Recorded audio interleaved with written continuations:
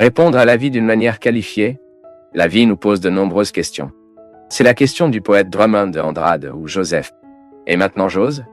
La fête est finie. C'est un beau dilemme existentiel à voir. La vie nous pose des questions.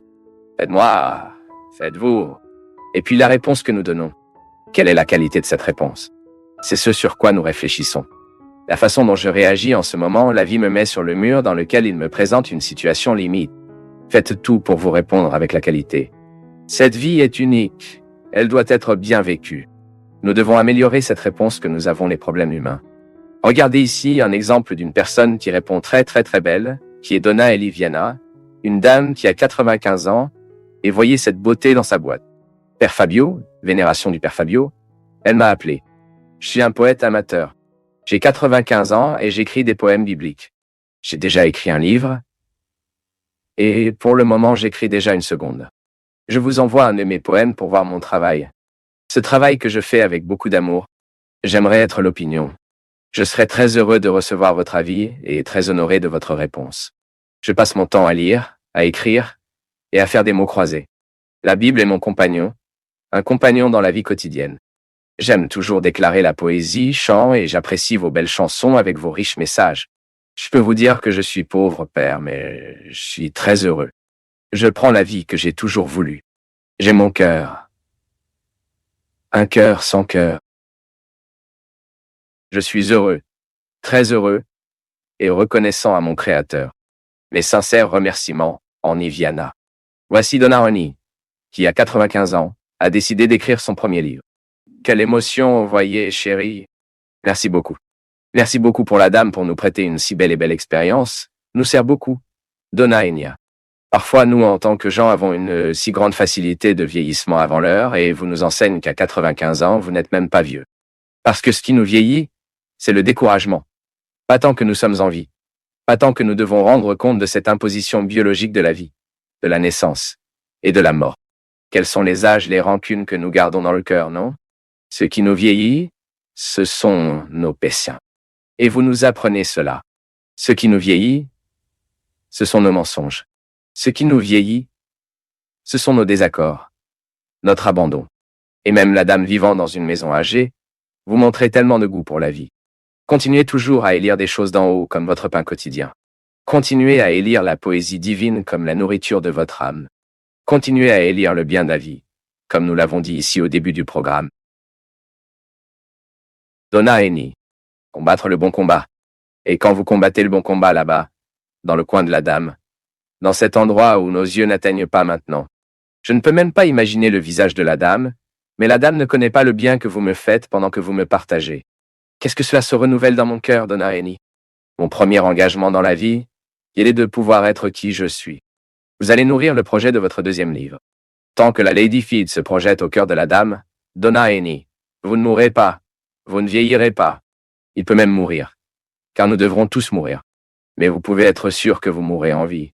Parce que ceux qui nourrissent ce rêve à l'intérieur du cœur, Donna Eni, font la transformation, font cette belle révolution en vous. Et nous en avons besoin tout le temps. Effectuer cette révolution. Afin de ne pas perdre notre luminosité, nous ne perdons donc pas la joie, alors nous continuons à avoir la satisfaction de faire face à la vie. Pour que nous puissions recevoir la lumière, comme vous parliez si magnifiquement, à quoi sert la lumière si je ne la reçois pas? Quel est l'intérêt d'avoir la lumière du soleil à l'extérieur si je n'ouvre pas la fenêtre de ma chambre? Je ne suis pas utilisant que la journée est belle si je ne permets pas à la beauté de la journée de visiter ma vie. Et parfois nous faisons cela, non? Parfois, vous faites ça. Cela ne permet pas à la lumière du jour de visiter votre vie. Cela ne permet pas que le bien de la vie se produise en vous, vous savez? Pensez-y que vous êtes un territoire où le bien de la vie peut se produire. Pourquoi seul le mal se produit souvent en nous? Parce que nous devons ouvrir cette fenêtre sainte que Donna Emi nous enseigne aujourd'hui, qui n'a jamais cessé d'ouvrir. Certes, une femme, étant dans une maison âgée, à l'âge de 95 ans, avec cette vivacité révélée dans la lettre, si amoureusement partagée avec nous, le secret de cette dame est simple. Il continue d'ouvrir les fenêtres pour que la lumière pénètre, de sorte que la lumière entre nous. Cela ne permet pas à la mauvaise vie de la vie que le découragement, ce mal, ne trouvera son cœur. C'est la grande révolution que je dois accomplir, dont vous avez besoin, Jésus nous a tout le temps raconté des histoires pour nous convaincre de notre besoin de changer. Aujourd'hui, j'ose dire que Donna Eni nous a prêté une histoire évangélique et nous a prêté un merveilleux témoignage afin que nous puissions continuer notre processus, afin que nous puissions prendre cette révolution que nous prévoyons, être heureux, être des hommes et des femmes entières, intégrés, disposés à rendre le monde meilleur. C'est ce que je te veux, que vous ne découragiez pas votre lutte, votre processus, qui est un exemple de Donna et Lisa. Et vous pouvez également écrire de nombreux livres, et que vous pouvez vivre avec un grand bonheur. Vous pouvez vivre avec beaucoup de détermination, avec beaucoup de volonté, même lorsque la vie est difficile, là dans votre maison, dans votre cœur. Parce que parfois, nous continuons à regarder l'Évangile d'une manière très passionnée et très romantique, et nous ne réalisons pas la croix qui est la proposition de l'Évangile. C'est dur. Il dit souvent que suivre Jésus n'est pas un gâteau. Non. Croire en vos vérités nécessite beaucoup de courage. La douleur fait partie de la culture de la foi. Ce n'est pas du masochisme, non. C'est la réalité. C'est le réalisme. C'est nous de comprendre que croire en Dieu a des répercussions directes dans nos vies. Et surtout au moment où nous souffrons, notre foi est émue, elle est purifiée. C'est pour le moment que nous nous sentons indigents. C'est pour le moment que nous nous sentons limités. Que nous faisons l'expérience de foi la plus pure. Parce que lorsque nous sommes indigents, lorsque nous sommes sans beaucoup de ressources, que nous laisse-t-il? Singularité de l'être. Et c'est dans le caractère unique d'être que nous trouvons le code de nos valeurs. Si vous voulez vraiment atteindre la profondeur de vos valeurs, les règles qui vous régissent en tant qu'être humain, supprimez vos excès. Souvent, nos excès nous empêchent de connaître notre vérité fondamentale. Je suis déjà arrivé à la conclusion moi-même, observant ma vie, regardant les gens qui sont proches de moi, à quel point nous nous perdons facile à cause de nos excès. Et c'est drôle parce que la douleur, cela fait ce processus naturel de nous faire atteindre le simple. Cela peut même être réticent au début, nous ne voulons pas, mais si nous vivons le processus naturel de la douleur, cela nous transmet sur un territoire où la simplicité doit l'emporter.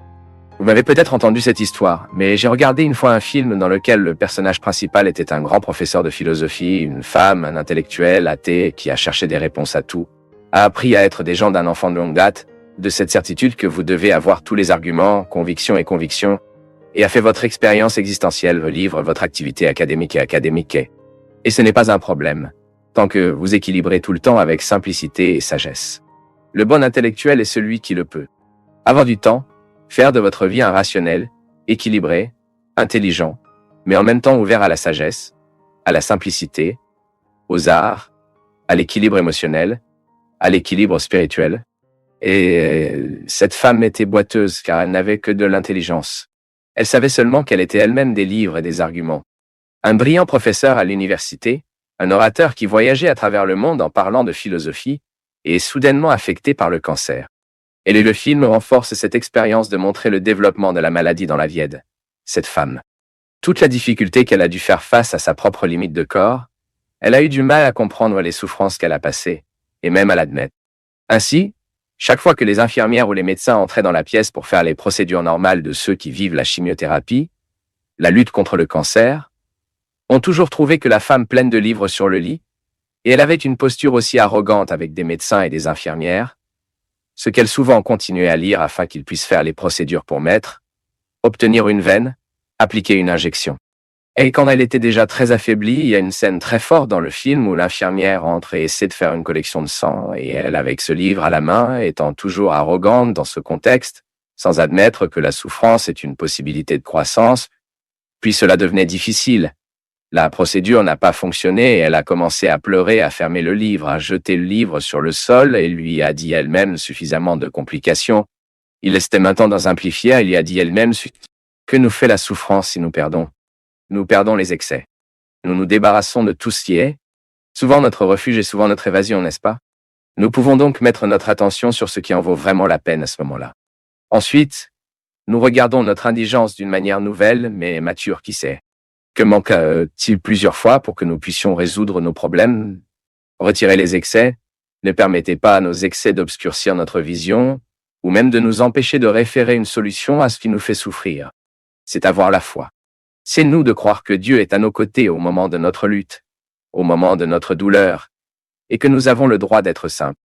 qui apporte dans le cœur la certitude que Dieu est avec lui, est plus facile pour entrer dans ce territoire de simplicité. Parce que vous ne vous sentez pas seul à être simple. Plusieurs fois, nous ne voulons pas être simples. Nous préférons des choses complexes. Il a peur que nous nous serions seuls. C'est cette douce illusion que nos murs nous accompagnent, que nos livres nous accompagnent, que nos réalités peuvent soutenir cette orpheline que tout le monde éprouve un jour au moment de la douleur, au moment de la souffrance. Je vous souhaite, dans vos difficultés, vous avez toujours le droit et la possibilité de retirer vos excès. Donc vous avez sous vos yeux votre vérité fondamentale. Sans exagération. Et à partir de cela, vous rencontrez le chemin de la vie. Merci pour votre affection, pour votre attention, et que Dieu vous bénisse beaucoup. Que Dieu déverse votre cœur sur votre maison,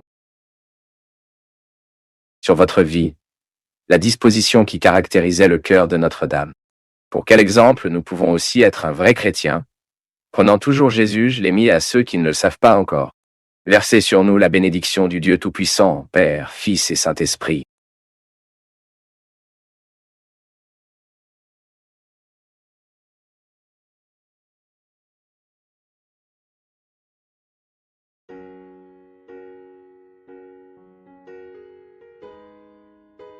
Ils ont choisi pour elle, on choisit mal. C'est si grave, les gars.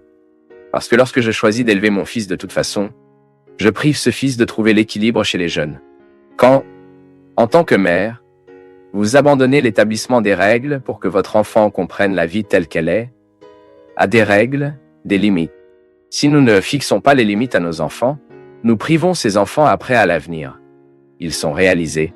Parce que personne dans cette vie ne peut être heureux et réalisé sans connaître les règles de la vie, sans savoir comment les gérer. Ensuite, vous avez cette génération de tout. Personne ne peut interdire. Personne ne peut entourer. Personne ne peut en dire plus un mot. Non. Prudent. Ce que nous cessons de faire à l'heure actuelle peut avoir des conséquences très graves dans nos vies et dans la vie des autres. Quand nous faisons cela avec les enfants est un crime doublement qualifié, n'est-ce pas? Pourquoi?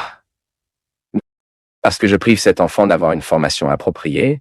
C'est pourquoi vous ne pouvez pas donner naissance au temps. Vous ne pouvez pas être une mère à l'avance. Vous ne pouvez pas vous marier tôt. Nous devons arrêter d'accélérer les choses. Père Fabio, ceux qui nous induisent à imaginer le livre nous incitent à imaginer et à idéaliser nos rêves pour les réaliser. Est-ce ainsi que dans la vie cela se produit vraiment, Père? Ils enseignent à l'action, mais idéalisent toujours. Et dans une conférence du Seigneur, je vous ai vu dire que ceux qui idéalisent trop perdent l'occasion de savoir ce qui existe vraiment à vos côtés. Quelle est la signification de tout cela alors? Marcelo, le gros problème est que lorsque nous comprenons cette idéalisation, qu'est-ce que l'idéalisation? Le mot idéal est ce qui existe comme s'il s'agissait d'une réalité éclairée qui ne nous appartient pas encore, mais qui nous motive. Le rêve est souvent ça. J'imagine que cela peut arriver dans ma vie et vivre dans l'ombre de cette imagination. Maintenant, ce que nous devons faire, je n'ai jamais lu ce livre.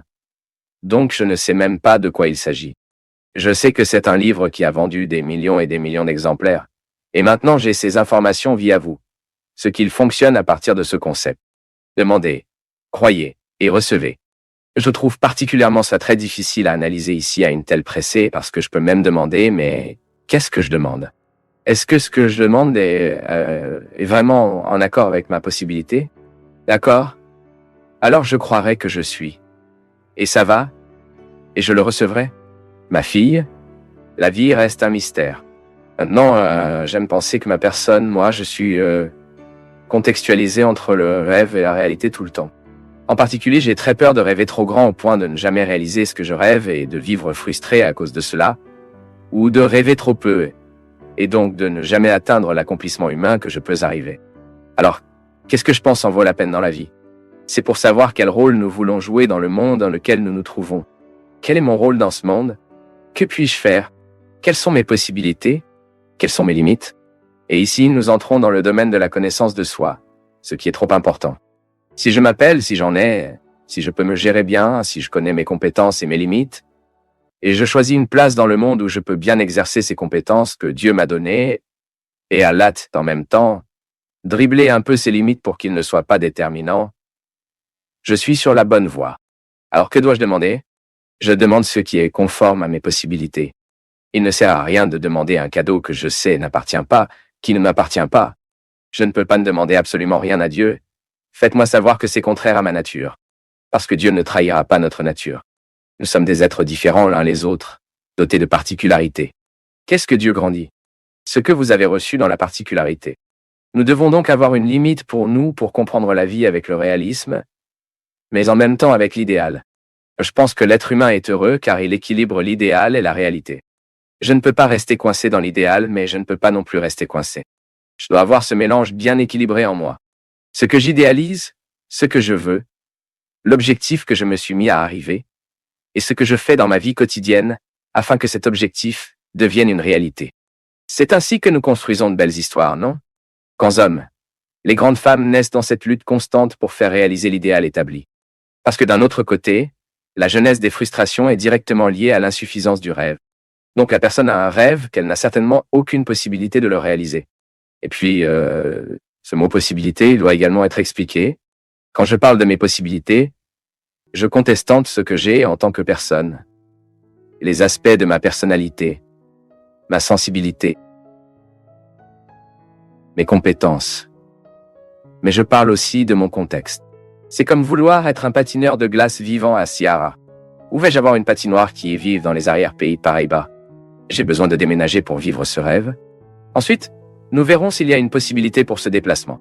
Je suis donnant un exemple idiot. Parce que parfois nous sommes au mauvais endroit, vivant le bon rêve. Ou nous sommes au bon endroit, vivant le mauvais rêve. Cette clarté, nous avons ce que nous partageons. Écoutez, cela. Et puis, écoutez des gens qui sont de notre côté. C'est la même chose, je pense que c'était avant ou hier. J'étais là à Rio de Janeiro, à la maison de quelques amis. Et soudain la fille partageant un rêve qui avait... Ah, je veux aller aux États-Unis pour faire la 2e année. Et puis nous parlons, mais est-il temps de partir? Pourquoi la 2e année là-bas? Et puis un certain nombre de facteurs, le changement, quitte la maison où il est ainsi établi. Vivre un moment de la vie qui n'est pas si déterminant, parce que si c'était la 3e année, d'accord, mais la seconde. Et si cela ne fonctionne pas? Ensuite, vous perdez la seconde. Il est difficile de reprendre le Brésil en raison de la différence dans les dates scolaires. Ensuite, la personne lui-même, à partir du moment où il partage le rêve, découvre que s'il allait vivre ce rêve à ce moment, le rêve pourrait se transformer en cauchemar. Mais d'autres personnes doivent aider à refléter le rêve. Donc, ne modifie que le rêve reste le même. Je veux étudier aux États-Unis, mais modifie le moment où il se passe. Vous voyez à quel point c'est intéressant? Parce que parfois, nous voulons réaliser notre rêve à notre manière et soudain, l'interférence positive de quelqu'un qui nous aide à refléter le rêve est absolument décisive pour nous de continuer à rêver le bon rêve. De sorte que ce rêve ne se transforme pas en cauchemar dans nos vies. Voilà. Nous continuerons de rêver toujours, parce que cela fait partie de la vie humaine et du rêve. Vous devez rêver. Les rêves nous maintiennent en vie. Mais vous faites tout pour savoir ce que ce grand rêve peut être réalisé aujourd'hui. Même si vous préparation du petit de la réalité. Parce que lorsque nous ne travaillons pas dans la réalité maintenant, nous ne réaliserons jamais le rêve. Là, il est infertile. J'ai besoin de ma vie maintenant pour réaliser la petite partie qui me demande aujourd'hui de faire de ce rêve une réalité. Vous ne pouvez marcher que 1000 kilomètres qui fait un pas à la fois. Il y a des jours où nous pouvons courir un peu plus, sera prêt à le faire. L'ambiance vous aidera. Vous avancez. Mais il y a des jours où vous devrez attendre le reste du corps. Ce n'est pas comme ça? La vie pratique n'est-elle pas comme ça? Les rêves suivent donc la même règle. Il y a des moments où vous réalisez soudainement que la réalisation de ce rêve s'est accélérée dans votre vie. Tout était favorable, mais il y a des moments où cela est empêché. Et puis, vous avez la patience pour que la réalisation des rêves soit possible à ce moment. Nous reflètent des questions pertinentes sur la dynamique de l'obtention et de la perte dans nos vies. Quand savons-nous que nous gagnons? Quand savons-nous que nous perdons? Tout est très difficile. Il est très difficile de pouvoir savoir où nous perdons et où nous gagnons. Et parfois, juste l'expérience à distance. Parfois, je pense que je gagne aujourd'hui, mais soudain, ou ce que je pensais que je perdais après un certain temps et je découvre que j'ai gagné. C'est la vie, et c'est ce que nous écrivons dans ce livre. Comment pouvons-nous avoir un peu plus de clarté sur la dynamique de la victoire et de la perte? Parce que lorsque nous avons cette clarté, nous finissons par mieux cette dynamique. Nous commençons à identifier qu'au moment où nous semblons perdre, en fait, nous pouvons gagner. C'est comme l'étudiant qui avait besoin de se préparer à l'examen d'entrée, non? Il perd mille et une opportunités dans le temps qu'il est dédié à ses études. Parce qu'il manque l'occasion d'aller à cette fête, il manque l'occasion d'être là au club, mais il acquiert que par la suite, cela vous donnera l'occasion d'avoir un bon collège, de suivre un bon cours, et après avoir eu une vie pour pouvoir en profiter. L'une des grandes difficultés, mon peuple, que dans la vie, nous sommes précisément à ne pas savoir élire ce qui est vraiment important dans nos vies. Qu'est-ce qui compte vraiment en ce moment? Vous êtes-vous déjà arrêté pour prêter attention à combien nous nous perdons dans des problèmes qui ne sont pas importants? Je me souviens, j'ai un couple, un grand, qui sont de grands amis, malgré une longue période que je n'ai pas rencontré. Ils vivent à São José do Rio Preto, qui est Grazi et Alex. Et lorsque leur première fille est née, j'ai appris que Grazi est enceinte de la seconde. Quand elle était sur le point de naître l'enfant, ils se sont réveillés à l'aube et à Grazi pour aller à l'hôpital. Et puis elle, dans cette confusion, elle est déjà prête avec sa valise, ressentant les contractions et rien d'Alex n'est venu. Elle s'est déjà arrêtée dans la chambre avec sa valise pour aller à l'hôpital et rien d'Alex. Puis elle entre dans la pièce, Alex étendait le lit. À l'aube. Puis elle dit qu'elle était tellement en colère. Alex, pour le bien de Dieu, est-ce que je donne presque à son fils ici au milieu de la pièce et que vous rangez le lit? Bien sûr, à ce moment-là, je pense qu'il était si désespéré qu'il a décidé de résoudre son conflit pour s'étendre au lit, non? Mais tu vois, à ce moment-là, étendre le lit n'était pas important. Il était désordonné, à son retour, quelqu'un se préparait. Mais parfois, la même chose se produit dans nos vies. Une chose très importante est sur le point de se produire. Et au lieu de nous consacrer à ce qui est important, nous commençons à prêter attention aux bêtises, à des choses qui ne font pas de différence. Alors mon peuple, nous avons raté l'occasion de qualifier le moment présent, non? Combien de personnes trouvons-nous pour la vie en collectant l'amertume parce qu'ils ne pouvaient pas bien choisir à ce moment-là? Le livre en parle. Il est trop important pour nous de savoir comment faire des choix, les choix qu'ils déterminent si nous serons heureux ou non. Ce que nous avons choisi aujourd'hui, ce que nous choisissons maintenant, le contexte des choix est très grave. C'est très sérieux, parce que c'est ce contexte qui nous donnera l'avenir. Je deviens très triste, et je vois parfois des jeunes à 16, 17 ans, en faisant l'option de cigarettes, en faisant l'option pour la drogue, en faisant l'option d'alcool. Quel sera l'avenir d'un garçon qui, à 16 ans, 17, a opté pour les dépendances? L'avenir sera-t-il prometteur? Il est peu probable. Pourquoi? Nous savons ce que fait la drogue dans la vie d'un enfant, dans la vie d'une personne. Avez-vous déjà vu quelqu'un être satisfait du médicament? Jamais de ma vie, je n'ai trouvé quelqu'un qui dit « Regardez, je suis juste devenu grand. J'ai juste travaillé dans la vie parce que j'ai bu. Je n'ai travaillé que dans ma vie parce que j'ai commencé à fumer de l'herbe dès son plus jeune âge. Il n'y a pas une telle chose. Le médicament n'a que le pouvoir de nous blesser. Il n'y a rien d'autre. Elle ne fait que blesser celle qu'elle choisit. Maintenant, je suis impressionné de voir qu'il y a des gens qui choisissent toujours. Ou les rencontres, non? Ils commencent à sortir ensemble. Voyez que cela ne fonctionne pas. Que la datation ne montre pas une bonne relation future, et pourtant marie cette personne. Comment pouvez-vous être heureux à l'avenir si vous n'avez pas pu préparer le bonheur dans le présent? Et puis c'est ce dont nous parlons, parfois la meilleure façon de gagner est de perdre un temps. Vous parlez, regardez, autant que vous me manquerez, j'ai besoin de terminer cette datation car nous ne sommes pas nés les uns des autres. Nous avons des incompatibilités très radicales, nous avons du mal à vivre et je ne veux pas emmener cet enfer dans ma vie, non? Et parfois l'enfer d'une vie est parce que l'on ne pouvait pas se débarrasser de la passion de ce moment, de cette époque, et puis vous le choisissez mal, vous épousez vous-même. Et vous vivrez une énorme difficulté tout au long de votre vie. Ou cela ne prend pas le moment présent au sérieux, il ne prend pas au sérieux l'engagement qu'il doit avoir. N'éduque pas l'enfant comme il a besoin d'éduquer. Ne se dispense pas avec lui le temps dont il a besoin. Alors, comment faites-vous? Comment nous aurons un enfant bien éduqué, une personne qui s'entraîne dans la vie, si le moment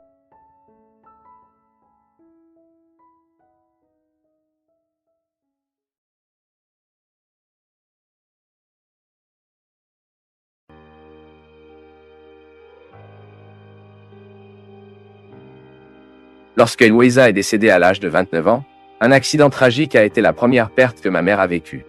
Quand je suis arrivé, je pensais que j'allais trouver une femme déchirée. Elle était assise, pleurait bien sûr, avec un troisième à la main. C'était 3 jours et 3 nuits en attendant l'arrivée du corps de ma sœur. C'était 3 jours et 3 nuits avec cette femme sans sommeil, priant, recrutant le courage de vivre ce moment. Puis, lorsque ma dernière sœur, décédée, est décédée. La même chose. Lorsque mon frère a été arrêté et a passé 4 ans en prison, quand j'ai vu ma mère chaque jour, au déjeuner, quittant la maison et apportant une boîte à lunch en prison afin qu'il puisse manger la même nourriture que nous. Chaque jour sain, la même humiliation. Le geôlier a ouvert cette boîte à lunch, a pris ce qu'il avait dans sa main et a déplacé la nourriture. Soit c'était avec un stylo, et les fois où j'ai accompagné, elle a toujours parlé de mon ami. Et il n'y a rien, mon garçon. C'est juste sa nourriture. Ma mère était toujours à l'endroit où elle devait être. Elle n'a jamais fui. Et à ce moment-là, je me suis souvenu de tout ce qu'elle a fait pour moi, de tout ce qu'elle m'a donné, de tout ce qu'elle m'a élevé, de tout ce qu'elle m'a appris, même quand elle n'a rien dit. Parce que, parfois ma mère m'a éduqué juste en me regardant. Je me suis levé et je suis allé. Et cette petite distance qui m'a séparé, peut-être la plus longue de ma vie, est ce que j'ai vécu quotidiennement aujourd'hui. Je voulais être présent, mon peuple. Savez-vous quand vous recrutez l'état de présence, que parfois nous le sommes, et parfois nous y sommes allés, mais nous n'avons pas vu. Nous y étions, mais ce n'était pas le cas. À ce moment, je voulais que Dieu me donne la possibilité totale d'être présent, ou plus difficile que ce moment. Et c'est toujours. Ce cimetière la nuit, illuminé par certaines lampes de poche, ce bruit sec de l'enterrement. Cela ne me quittera plus jamais, mais j'étais là. Est-ce que tu sais pourquoi? Ma mère méritait ma présence. Ma mère avait besoin de moi pour être là. C'est une règle pour la vie. Lorsque vous devez souffrir ou vous réjouir, soyez présent. Tu te souviens de cette chanson? Quand Jésus passe, je veux l'être. N'ayez pas peur de ce que vous devez vivre. Être présent. C'est la meilleure façon de préparer l'avenir. Il est présent dans ce que la vie nous invite aujourd'hui. Lorsque la douleur frappe à votre porte, écoutez ce qu'elle a à dire. Assurez-vous que cela peut vous rendre beaucoup mieux. Les personnes les plus intéressantes que j'ai trouvées dans ma vie sont celles qui ont transformé leur douleur, leur souffrance en grand apprentissage. Et c'est le christianisme, mon peuple, transformant le calvaire en résurrection. Est folle? Et changer quelque chose du fait que nous croyons en Dieu? Non. Nous souffrons de la même manière. Dieu adoucit-il notre douleur? Nous souffrons toujours, mais c'est une souffrance différente car elle est emballée, embrassée par la foi dans la résurrection. En ce qui concerne ceux qui sont partis, qui ont perdu quelqu'un dans la pandémie, en ce qui concerne ceux qui sont partis, savez-vous ce que nous devons faire? Vivre en l'honneur de ceux qui ne sont plus parmi nous. Savez-vous ce que nous devons faire? Célébrer, pour célébrer la mémoire de ceux qui ne sont plus parmi nous. Savez-vous ce que nous devons faire? Danser et égayer notre cœur, parce que la vie est le cadeau le plus précieux que Dieu nous a donné. Et la préparation est la meilleure façon de le vivre. Je peux tout faire à travers celui qui me renforce. Et Dieu utilise les gens pour prendre soin de nous. Nous avons déjà chanté plus tôt. Les soins de Dieu sont spirituels parce qu'il nous protège avec son amour, qui se manifeste également dans l'auto-amour. Lorsque vous vous aimez, c'est l'amour de Dieu qui vous aime. Lorsque vous vous protégez, lorsque vous vous respectez, c'est l'amour de Dieu qui vous aide à créer du respect pour vous. Et nous avons tous les gens qui représentent ce soin de Dieu dans nos vies. Et aujourd'hui, une personne qui s'occupe beaucoup de moi, qui est très spéciale dans ma vie, est un anniversaire. C'était censé être ici. Mais elle est tombée malade à temps pour que nous partions. Il y a un heure de Tobaté, elle prend mes balles, et aidez-moi dans la vie quotidienne, que tout comme elle prend soin de moi, que Dieu lui donne toujours, peut toujours l'entourer. Les gens qui font de même. Je veux que quelqu'un a quelqu'un maintenant, même si c'est dans un message sur le téléphone portable, ou quelqu'un qui est parti. La pandémie nous a déchiré tant de gens qui ont pris soin de nous. Ce n'était plus le soin pratique de la vie quotidienne. Au fil du temps, les gens cesseront de faire ce qu'ils font. Mais ils ont pris soin de nous avec leur signification. Que les gens perdent leur utilité? Pas de problème. Au fil du temps, ils n'ont plus les compétences qu'ils avaient dans leur jeunesse. Mais le sens est... J'ai ici, Dieu merci, je peux dire que je suis entouré de gens qui veulent mon bien.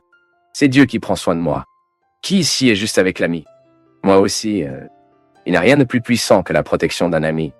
Tenez-vous sur sa main maintenant. C'est ainsi que Dieu vous tient la main. C'est ainsi qu'il le fait revenir sur le chemin. C'est ainsi que Dieu vous soutient. C'est dans la main d'un ami, le plus grand trésor. Dieu prend soin de moi à travers vous, que je suis sûr que vous priez pour moi. Vous voulez mon bien. C'est ça, le christianisme est ça. Cette déclaration d'acte, voyez comment ils s'aiment les uns les autres, doivent être notre témoignage. Si vous pouviez connaître la joie générée entre nous ici, même lorsque nous sommes épuisés sur les routes, il sait pourquoi. Ce qui nous amène ici, c'est l'énorme désir de bien faire à votre cœur. Faisons ce qui suit, nous ne demanderons rien à Dieu aujourd'hui. Aujourd'hui, nous ne livrerons que ce qui était bon, livre.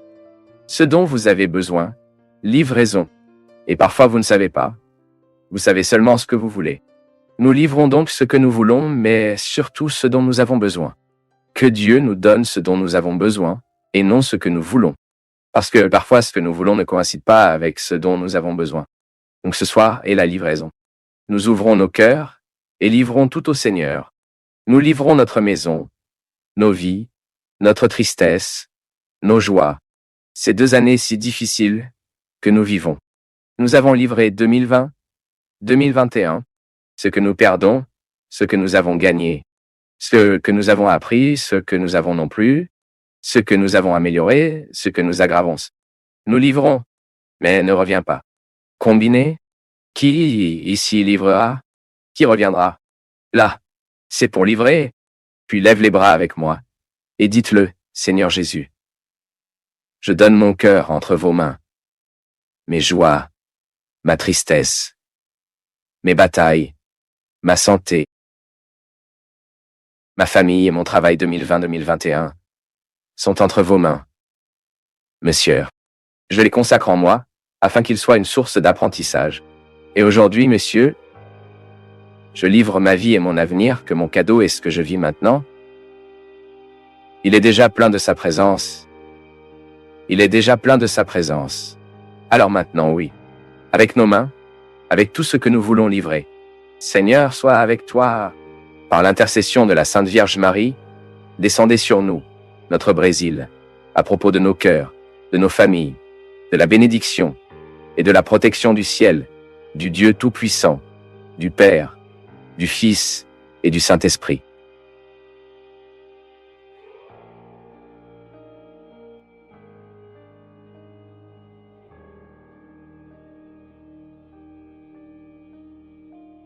Buvez l'eau de votre puits et les chênes de votre citerne. Tout ce dont j'ai besoin pour être heureux est exactement là où je suis. Cela semble fou, mais c'est exactement ça. Creuser, rechercher dans l'univers de l'intérieur, dans cette vie intérieure qui m'attend toutes les secondes parce qu'elle est entendue et respectée, aimée et nourrie. Le royaume de Dieu est ici, à l'adresse de ma propre maison. J'ai appris d'un grand ami qui est riche. C'est celui qui a besoin de très peu pour être heureux. C'est de cela que c'est votre puits.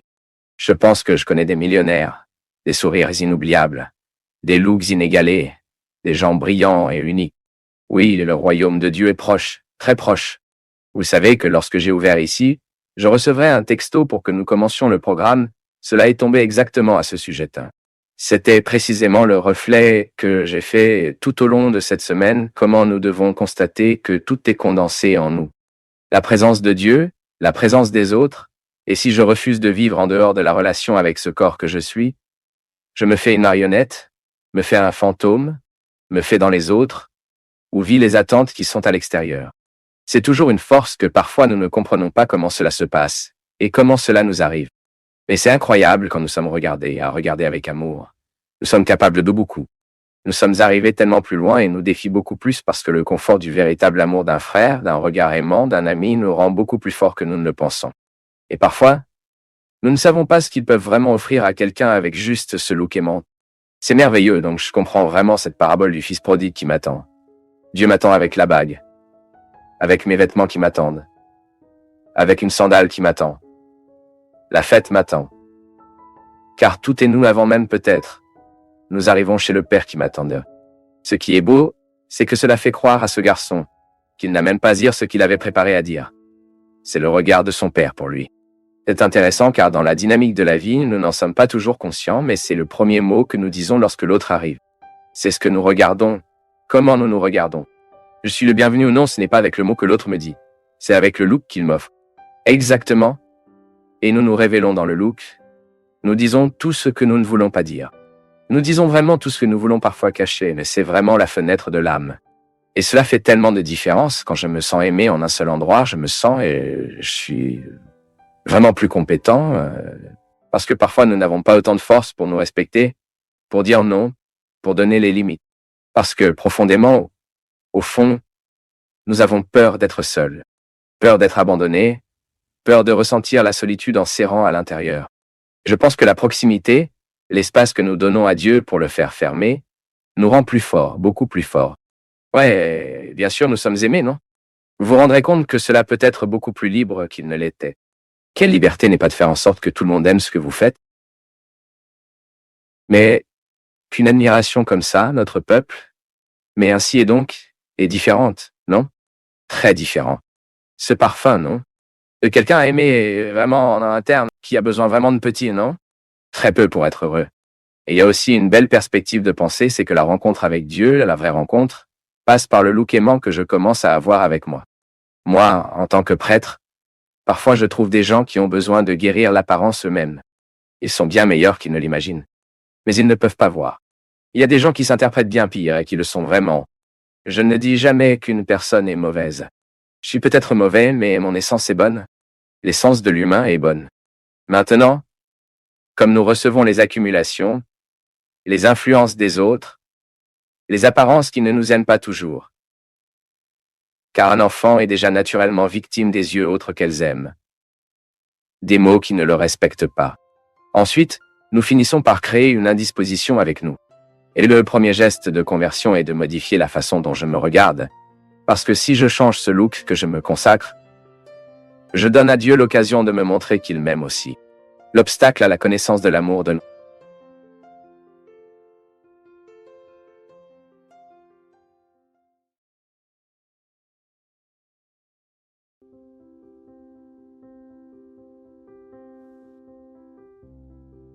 Père Fabio, bonne nuit.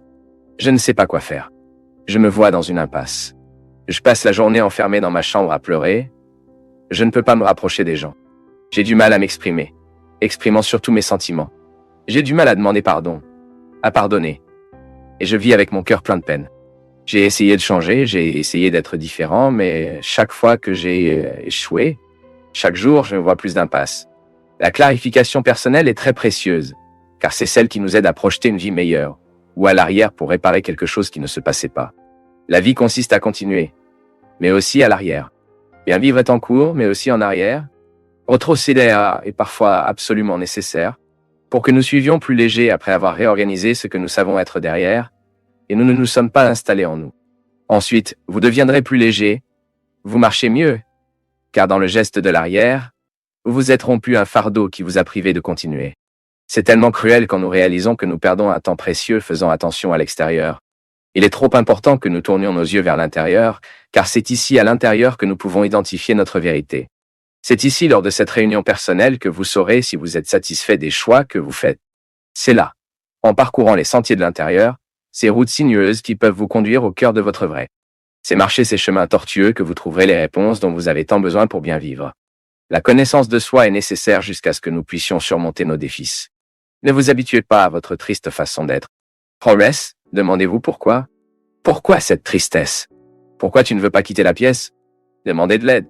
Parfois nous souffrons de troubles chimiques qui sont précisément des fruits de notre mauvaise alimentation, de nos mauvaises habitudes. Cherchez une aide thérapeutique, cherchez un médecin. Oui, la tristesse peut être chimique, nous le savons. Cette expérience de la connaissance de soi, elle est fondamentale, car c'est que vous pouvez évaluer ce que vous vivez, ce que vous aimez, ce que vous méprisez. Et c'est à partir de cette expérience, à partir de ce look à l'intérieur, que vous pourrez fixer des objectifs.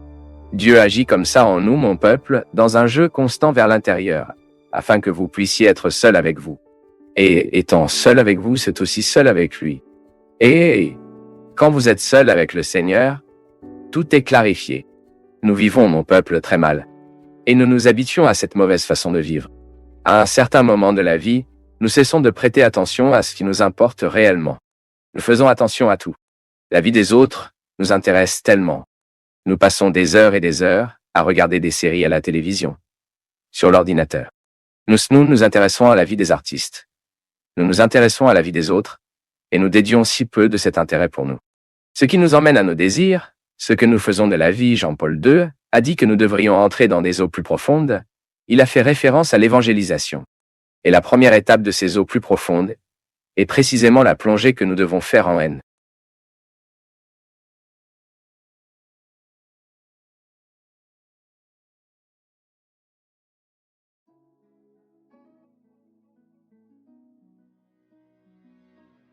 Savoir que Dieu prend soin de nous n'est pas seulement une idée qui doit passer par notre tête.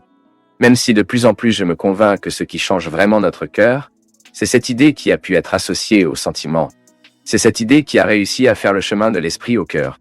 C'est cette idée qui peut déplacer notre vie, celle que nous réalisons que nous aimons, qui est déjà entrée dans la circulation sanguine, fait partie de nous. Ce n'est pas seulement quelque chose que nous apportons la tête, en nous, non. Mais cela fait partie de nous, contre nature. Si une porte se ferme ici, beaucoup d'autres s'ouvrent là-bas. Vous êtes-vous déjà demandé combien nous souffrons constamment la tentation de faire attention à la porte qui nous a fermés? Il y a beaucoup de portes qui se ferment. Mais si nos yeux sont collés aux portes de clôture, nous pourrions à peine contempler ceux qui sont ouverts. Les soins de Dieu dans nos vies sont ceux-ci. La providence de Dieu se manifeste en nous au moment où nous sommes en mesure de découvrir ce qui est nouveau même derrière la perte. Il est inévitable que l'être humain vivant perde tout le temps. Nous avons perdu tout le temps, mais derrière ces pertes, il y a tellement de choses précieuses que nous pouvons gagner, mais nous ne gagnerons que si nous savons comment vivre la perte. Si nous savons vivre le processus de perte, il se peut que vous soyez en détresse aujourd'hui parce que vos yeux sont occupés dans ce que vous avez perdu. Et toi, si vous êtes trop de ce que vous avez perdu, vous risquez de ne pas voir ce que vous pouvez gagner. Chaque perte a le pouvoir de réserver des gains. Si vous perdez votre enfance, par exemple, vous obtenez des jeunes. Si vous perdez votre jeunesse, vous obtenez l'âge adulte. Et puis vous commencez à profiter de la vie d'une manière différente. La chose intéressante est de savoir comment faire les ponts. Je me convainc toujours plus que l'anxiété, c'est précisément de s'arrêter au début du pont et de refuser d'aller de l'avant. Combien de fois avons-nous affaibli dans la vie parce que nous nous sommes arrêtés au début de la traversée et nous n'avions pas le courage d'aller de l'avant. Et il est toujours temps d'aller de l'avant. Croire que Dieu prend soin de nous, c'est croire qu'il fournit la vie tout le temps. La vie vous est fournie. Maintenant, faites votre part. Chaque action nécessite une réaction. Et donc le processus ne s'arrête pas. Dieu agit, nous réagissons, et dans la réaction, Dieu agit encore plus. Et nous mélangeons ce que Dieu veut. Notre volonté se mélange dans la volonté de Dieu et dans un instant, nous voulons la même chose. La conversion est cela. Nous devons mélanger notre volonté dans la volonté de Dieu. Nous faisons les passages à niveau nécessaires tous les jours afin que nous ne nous arrêtions pas. La vie ne peut pas s'arrêter. Il y a beaucoup de choses à nous attendre aujourd'hui. Il y a beaucoup de choses qui nécessitent notre décision. Des décisions simples. Je le ferai. Je ne veux pas rester immobile. Croire en cette providence de Dieu, mais pas se penser que la providence vous y met dans une situation confortable que vous ne pouvez rien faire. Non. Nous qui croyons à la providence de Dieu, croyons tout le temps dans les soins humains. Ce sont deux réalités qui se réunissent. Dieu fournit, mais l'être humain s'occupe de ce qu'il lui a fourni. Et comme cela prend soin, la providence se multiplie. Parce que chaque fois que Dieu fournit quelque chose dans nos vies, si nous ne prenons pas soin de ce qu'il lui a donné, le risque de mourir de la providence est que nous n'en avons plus. Ce n'est pas que Dieu ne veut pas donner, et que la multiplication de la providence dépend des soins. Alors que nous prenons soin de ce que Dieu nous a donné, nous multiplions. En commençant par les talents qu'il nous donne, la providence de Dieu, tout ce qu'il vous a donné comme une possibilité. Mais c'est les soins humains, tous les efforts que vous faites pour réaliser le talent en vous. Vous constatez que vous n'avez aucun moyen de vivre sur vos soins, mais vous ne pouvez pas non plus vivre de providence. Si, combien a cessé de se produire dans votre vie? Pas parce que Dieu ne voulait pas, c'est parce que vous n'aviez pas le courage de courir après. Combien de belles choses ont traversé votre vie et vous n'avez pas vécu? Ce n'est pas parce que Dieu ne vous a pas donné. C'est parce que vous n'avez pas eu le courage de réaliser la partie du projet qui vous appartenait. Voir le miracle des mariages de Cana. Jésus aurait pu faire tout seul, mais il a préféré compter sur l'aide des autres. Il est beau pour nous de penser que Dieu demande l'action humaine tout le temps.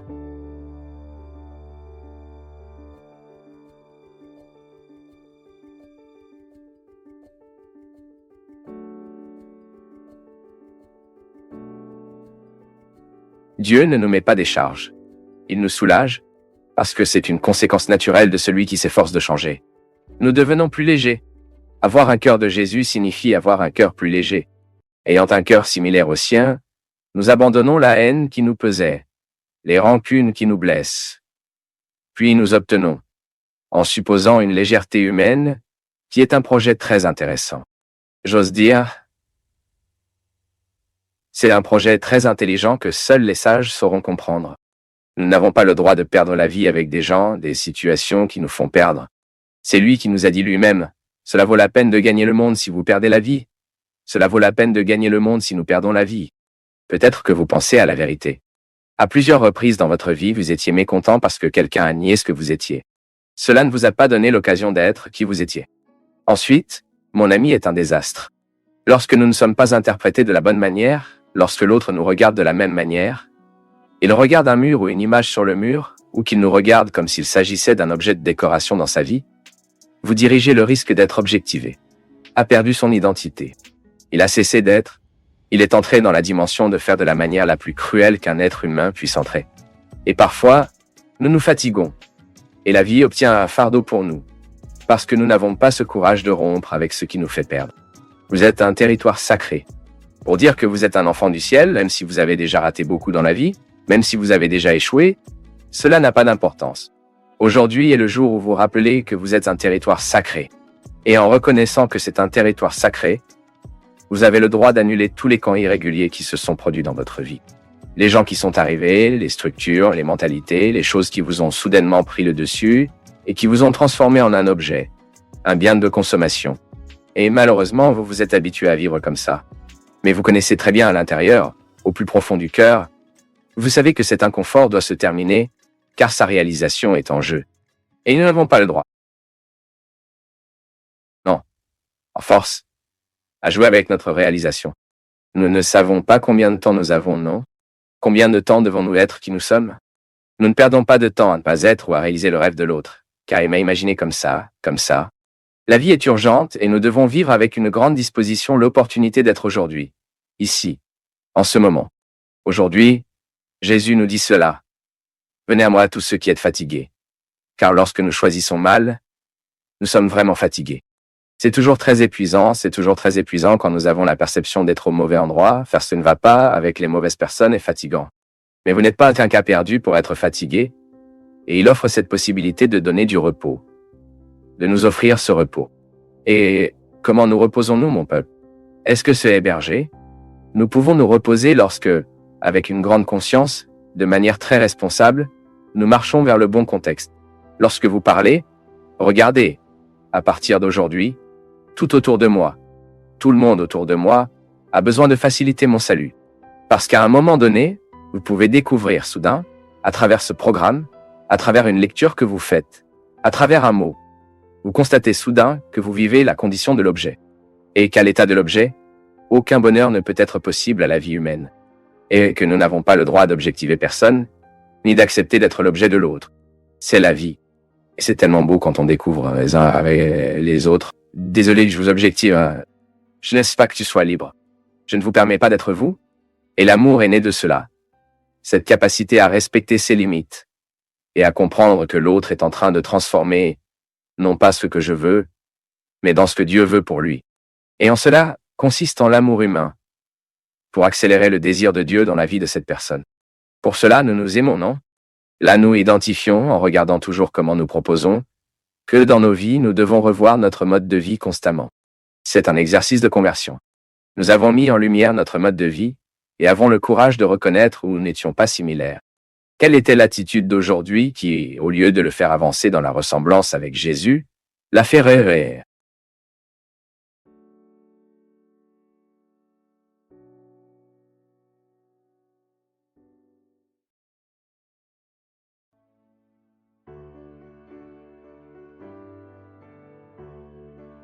Il a une histoire intéressante, c'est très ancien. Je n'aime pas qu'il a inventé. Ils disent qu'une fois qu'un chasseur a vu un lièvre, il a couru après le lièvre. Quand il courait après ce lièvre, un autre chasseur l'a également vu et a vu le lièvre et a commencé à courir après. Mais il y avait un autre chasseur qui dormait, une sieste. Quand il a vu, le deuxième chasseur passait déjà. Il n'a pas vu le lièvre. Puis il demande « Pourquoi courez-vous » Ensuite ils disent « N'est-ce pas parce qu'il y a un lièvre devant ?» Puis ils commencent à courir après aussi. Elle est la même chose, ils ont rejoint beaucoup de chasseurs qui courent après l'histoire que les chasseurs ont dit qu'ils avaient vu un lièvre. Mais qui a vu n'était que les deux premiers. Les autres couraient à cause du mouvement. Il n'y avait rien pour ne rien faire. Quelqu'un a vu? Courons aussi après. Morale de l'histoire. Quelques heures plus tard, les chasseurs se sont fatigués et ont cessé de courir. Il a continué à gérer les deux qui avaient vu le lièvre. Parce qu'ils savaient derrière, ils couraient. Notre vie des chrétiens est la même chose. Je nous dis que nous sommes catholiques, je vous dis qu'ils sont des évangéliques. Parfois, nous mettons notre confiance dans le pasteur, car il nous a dit qu'il avait un lièvre sur la route. Mais ça ne peut pas être comme ça. Je dois voir le lièvre, car sinon je serai découragé au fil du temps. Si je n'ai pas d'expérience de Jésus, si je ne le ressens pas dans ma chair, la puissance de sa résurrection, changeant ma façon d'être, changeant de façon d'être un homme, d'être prêtre, de modifier ma façon de trouver, de vivre, de regarder, de ressentir, de toute façon, si je ne ressens pas les avantages de mon processus de conversion, qui est de devenir une meilleure personne, je cesserai bientôt de courir après. Et ne vient que celui qui a vu le Seigneur. C'est comme l'histoire du Samaritain, qu'elle court pour raconter, puis ils viennent confirmer ce qu'elle avait dit. Puis elle revient, et les rencontre. Et il lui parle, nous croyons. Ce n'est pas parce que tu nous es dit. Nous pensons que c'est parce que nous l'avons également vu. Nous ne croyons pas maintenant à la parole de Jésus, parce que vous êtes venus nous en parler, non? Nous croyons à la parole de Jésus, c'est parce que nous l'avons entendu parler aussi. Et sa parole nous a touchés. C'est la même histoire, mon peuple. Parfois, nous partons parce que nous voulons voir ce prédicateur, vouloir voir cette personne parler, mais nous ne découvrons pas l'essence de ce dont il parle. Nous ne le pouvons pas. Et un jour, il se peut que ce prédicateur vous déçoive. Et c'est bon de décevoir, c'est pourquoi? Pour que vous sachiez si vous croyez en Dieu ou non. Parce que si face à la déception, avec ce qui est humain, votre foi va au sol, alors cela signifie que ce n'était jamais la foi. Elle était juste une confiance dans cet humain qui vous emmenait ensemble, et ça ne peut pas être là. Notre foi doit être quelque chose de plus grand. Elle doit être plus ancrée. Cela ne peut pas dépendre de cette précarité humaine. Non, nous ne mettons pas de l'espoir pour ce que nous n'avons pas vu. Nous avons mis de l'espoir pour ce que nous avons vu. C'est pourquoi nous devons faire l'expérience constante de voir le Seigneur. Comme, par sa parole, par la sacrement, à travers la connaissance de ses affaires. Nous ressentons les avantages de la vie de Dieu dans nos vies. C'est très beau. Lorsque vous avez une personne vraiment convertie, vous pouvez oublier. Elle ne sera plus jamais un problème car elle découvrira la clé pour résoudre les problèmes qu'elle a. Vous pouvez voir les gens qui nous donnent le plus de travail dans la vie, ils n'ont pas de vie en Dieu. Et on dit c'est une arnaque. Parce que quand Dieu entre dans nos vies, il nous met vraiment le courage de faire face à la vie, qu'il n'y a rien, absolument rien. Et je le dis avec toutes les lettres, il n'y a rien qui peut renverser cette personne. Ce n'est pas une petite conversation, non. Lorsque vous trouvez une personne de foi vraie, solide et ancrée, cette personne est naturellement équilibrée, fonctionne du bon sens, cherche toujours la sagesse, veut toujours aider, a toujours un mot d'incitation, veut toujours chercher un moyen de réparer c'est mal. Car Dieu nous fait seulement cela. Mon peuple, Dieu ne fait que nous améliorer. Plus nous plongeons dans Dieu, mieux nous obtenons. C'est trop beau. Dieu n'est pas un poids. Dieu n'arrive pas à peser notre vie. Dieu n'est pas une situation désagréable.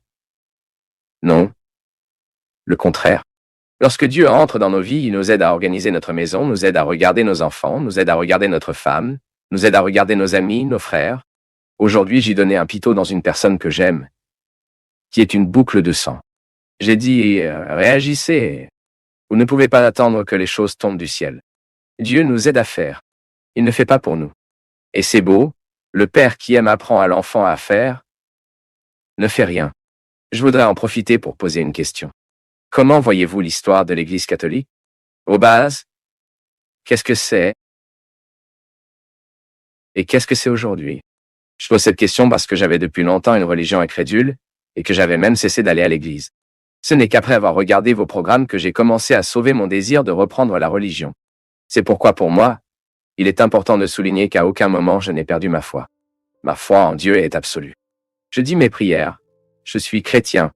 Mais ce que j'ai vu et vu dans l'église ne m'a pas convaincu.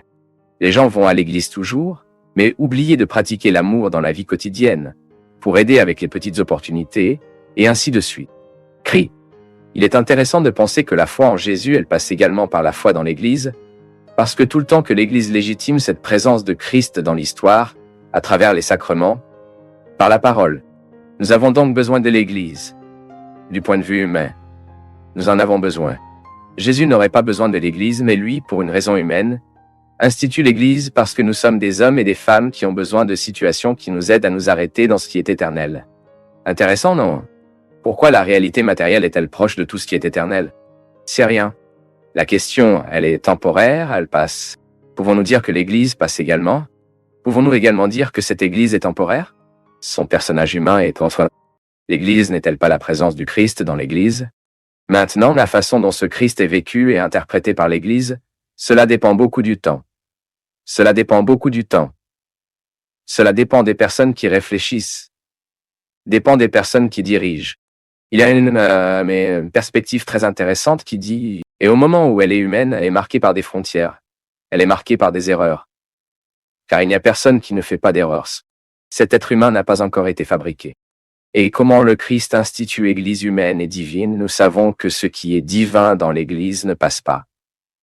Mais ce qui est des passes humaines. Le prêtre décède, le sacristain meurt, le lecteur meurt, les fins pastorales, et le Christ continue. Où est la grosse erreur, Christian? C'est lorsque nous retenons notre attention et notre foi dans l'aspect humain de l'Église. Ensuite, vous serez déçus, car il est humain. Et au moment où vous êtes déçus, vous partez parce que vous avez perdu un sens à vous. C'est pourquoi tout ce qui est humain doit être relatif. Il n'y a pas d'autre moyen. C'est relatif parce que je n'ai aucun moyen d'être absolu. Je ne peux pas en tant que prêtre, par exemple, je ne suis pas absolu, je suis relatif. Je passe, je perds mon utilité au sein de l'Église, je perds mon rôle, je peux perdre ma pastorale, mais la dimension sacrée de l'Église qui est en moi, ce n'est pas parce que je suis baptisé, parce que je suis confirmé, je participe à la vie de cette Église, parce que je suis confirmé, je participe à la vie de cette Église, le Christ qui est en moi me donne déjà cette garantie. Donc vraiment, quand nous avons le processus historique, si nous le regardons, nous avons toutes les raisons de parler, l'Église c'est trop mauvaise, je vais la laisser tomber là. Vous voyez, beaucoup de gens immatures, alors qu'ils étudient la Sainte Inquisition, qui était une période de la terrible Église, de terribles erreurs humaines. Beaucoup de gens risquent de perdre leur foi. Là, seulement les gens doivent lire. Cette erreur humaine n'est pas la totalité de l'Église. Cette période de l'Église ne condamne pas tout ce que l'Église est. L'Église est plus que cela. L'Église est sainte. Et si je m'accroche à ce qui est le péché de l'Église, alors je n'aurai pas de raison de suivre Jésus.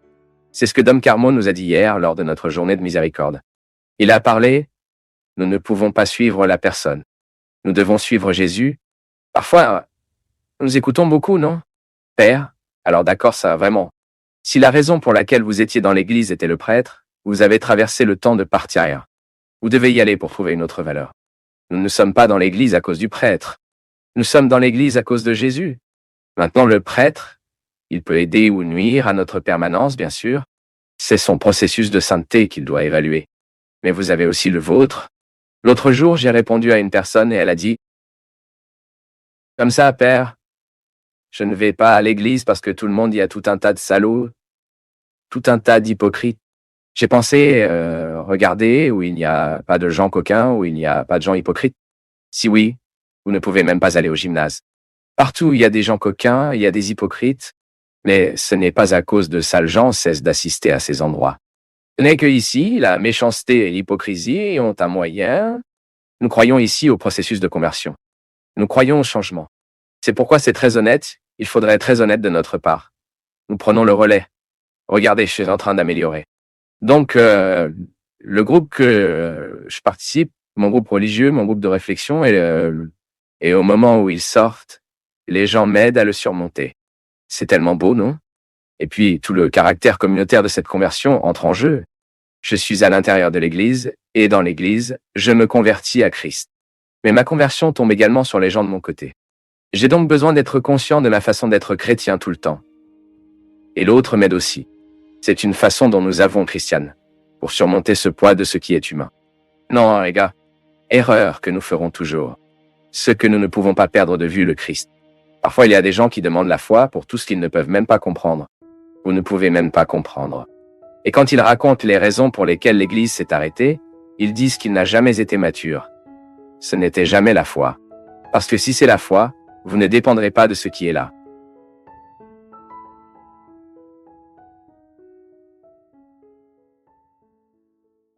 Si tu es resté jusqu'à la fin, si tu as pris le temps d'écouter, cela te distingue déjà de la majorité. Like, commente d'où tu nous regardes et jette un œil au lien dans la description. Tu trouveras sûrement d'autres contenus qui poursuivent cette conversation avec toi. Merci, une grande accolade et à la prochaine.